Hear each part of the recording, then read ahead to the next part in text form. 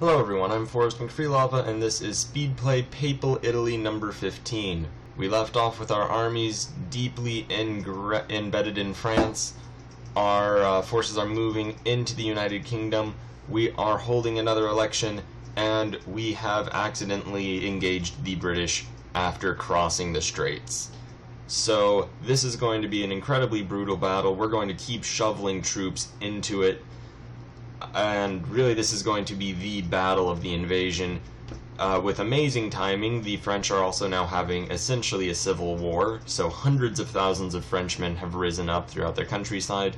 We have our casus belli ready against Romania. We're not really going to bother with that, as most of our forces are either going to be attacking the British or just wading through the masses of French civilians who have now risen up and just declared insurgency. So we're going to just start bringing our forces against that. We need to clear up the French countryside so we can get additional reinforcements through to the British home islands if we need to do so. We finally drop off that stack we'd been keeping in our boats, and it looks as though we more or less have this contained. We're going to start encircling British armies whenever we're able to. We've destroyed their army in London, so now we're just taking care of all these issues. There's another wave of French uprising.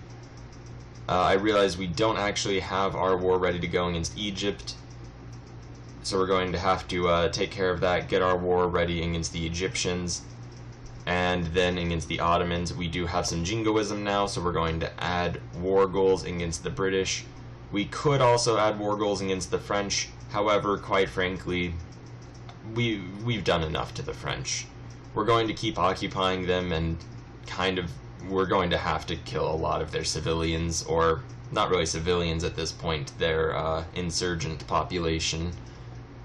We will, however, let them fall. We just got the max naval base upgrade, so we're going to just upgrade all of our naval bases in Europe, get our naval force limits up fairly higher. We can start researching airplanes, so we can eventually get those into our military.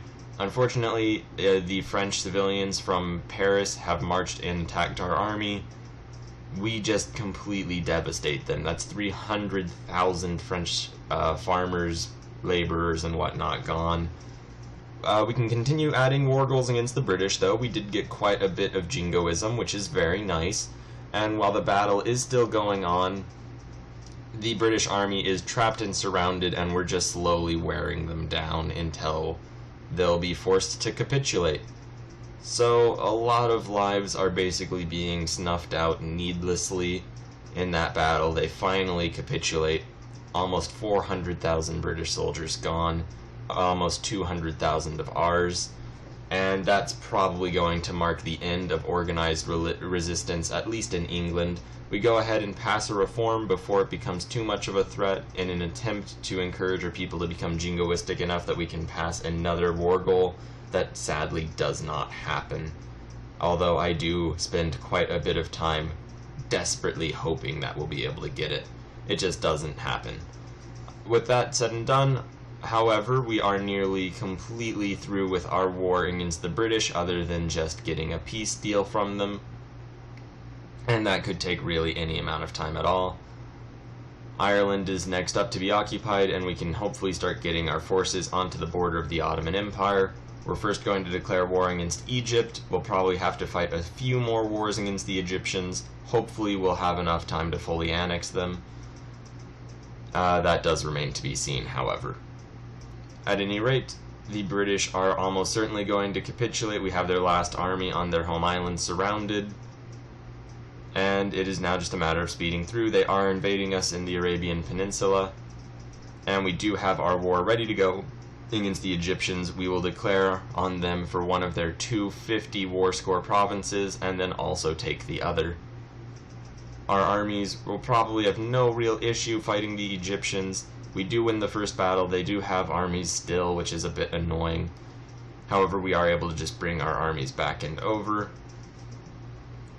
So really it's just going to be a short, quick thing. Luckily we managed to finish our occupations of Great Britain right before this happened, so we won't have to keep dithering and going back and forth between fronts. We do manage to split off one of our reinforcing groups and get an army up to a full 30,000 men. we've really just completely given up on the very prospect of keeping all of our armies as 30,000 min stacks.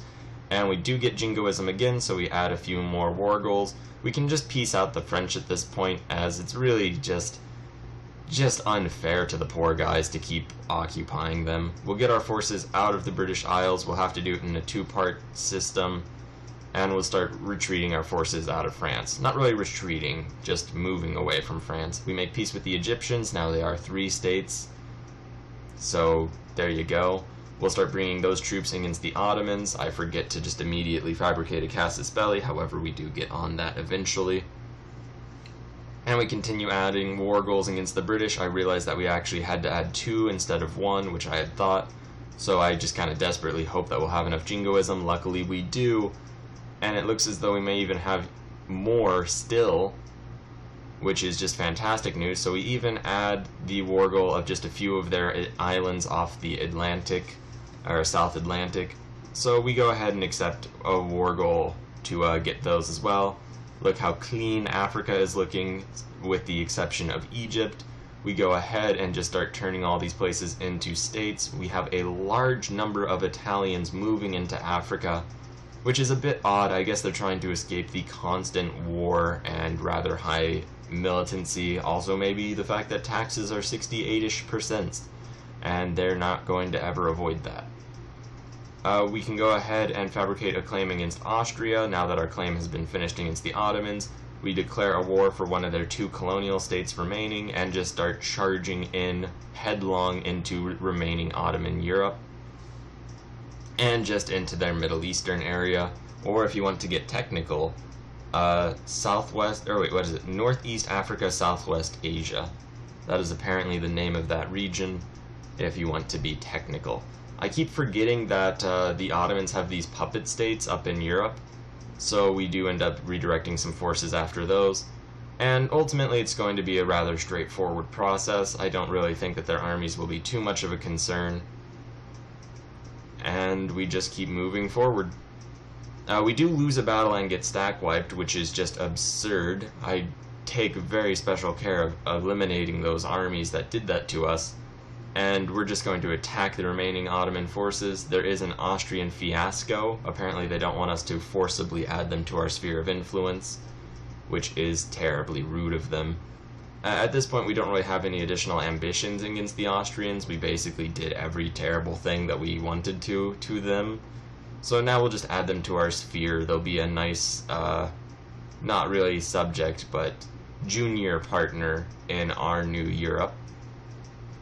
There is a lot of political instability in Germany. That's probably going to just stay that way. A lot of instability in France, although actually not very much. We take our armies and just charge headlong into the Austrians. They had a significant enough army that they were able to take some lands from the North Germans, so we might have to fight some pretty intense battles. Ultimately, compared to the British campaign, it won't be anything even remotely serious. So we do go ahead and just march headlong into their armies, and we do take quite a few casualties. However, we have enough men to afford it. Our army is around 2.1 million men large at this point. So, yeah, it's pretty much a non-issue.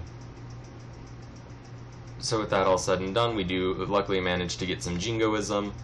We'll probably go ahead and just add whatever war goals we can and try to kick the Ottomans out of Europe as best as we're able. Now we won't be able to get them completely out, and they will still have their puppets, but we'll be able to take at least 1 or 2 states. And luckily we are able to get a few war goals, and it's pretty straightforward.